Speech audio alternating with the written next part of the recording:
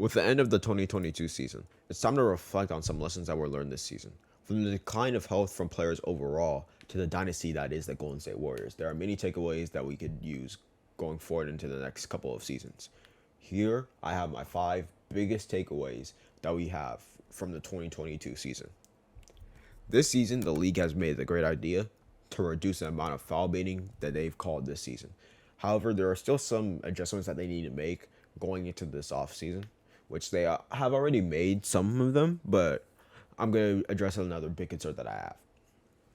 Currently, the take foul has been plaguing the league, which has stopped many fast break highlights and is a clear disadvantage for teams that have such high paces and high output on that end. It's even worse this year because of the lack of whistle that was called earlier this year. So a lot of the attention was put on the take foul. While the league has implemented a rule recently that says that the fast break foul will conduct a free throw and a possession for the offensive team, I would say that a better change would be 2 shots and the possession of the ball, which is essentially just the fast break foul, which is the clear path foul. But I don't mind just making the clear path foul just the free throw and the possession all together.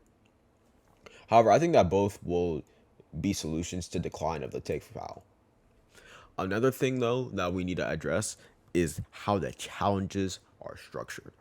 Currently, the NBA teams only have one throughout the whole entire game, which puts really bad pressure and high leverage calls that are called earlier in the game.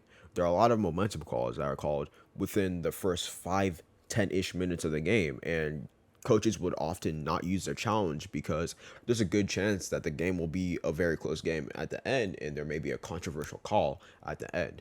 With that being said, I think that this season they should implement a rule where they could challenge at least twice or 3 times a game. And if they get at least one of them right, they get a third challenge for the rest of the game, which could lead up to a maximum of 3 throughout the whole game. So the coaches will not be shy to use their challenge at all. The biggest thing that holds this rule back is that it would maybe slow the game down. However, I think that this will drastically improve the amount of foul calls that are called and how good the refs are throughout the whole game. This way, teams could really just use their challenges liberally and could be very prepared with what they want to call. Over the last 2 seasons, stars are going down more often than the numbers suggest. In this postseason, players like Luka, Jimmy Butler, Joel Embiid, Van Fleet, Chris Middleton, Devin Booker, John Morant, and more have had to miss time this playoffs. It is very similar to last year where high-level players weren't playing as much in the postseason because of their health. Because of this, there's a concern whether or not the season should be shortened. And while I do not have a strong opinion of this, it will be a lesson learned next season, and we should be eyeing this very closely if it happens to happen again. As for the third, the Eastern Conference is back, and it's probably going to be better than ever as the years go down.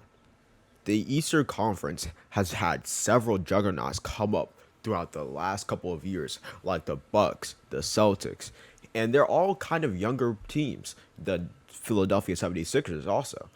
And other teams like the Brooklyn Nets, if they could get their stuff together, the Miami Heat are right there and could touch it. Not only that, but we have some younger teams that are also just really good right now. We have the Cavs, the Raptors, the Hornets even.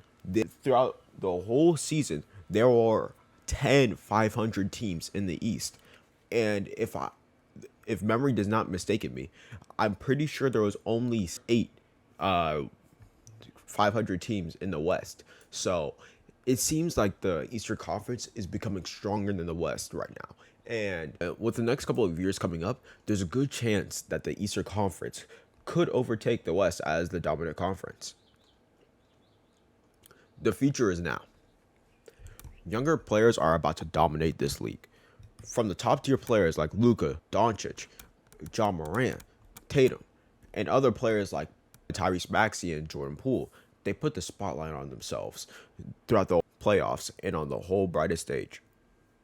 the shows that they put were something spectacular. And it's really good that the league is starting to market a lot of these younger players very well, especially when they have very useful traits that a lot of these teams could use. It's also really good that younger players have an impact on winning basketball. Jalen Brunson, for example, was able to lead the Mavericks to 2 wins against the Utah Jazz without Luka Doncic. This player, with his aggressive dribble penetration, his rim pressure, and his playmaking, can lead a team's offense as a secondary scorer, which he's probably going to do in New York.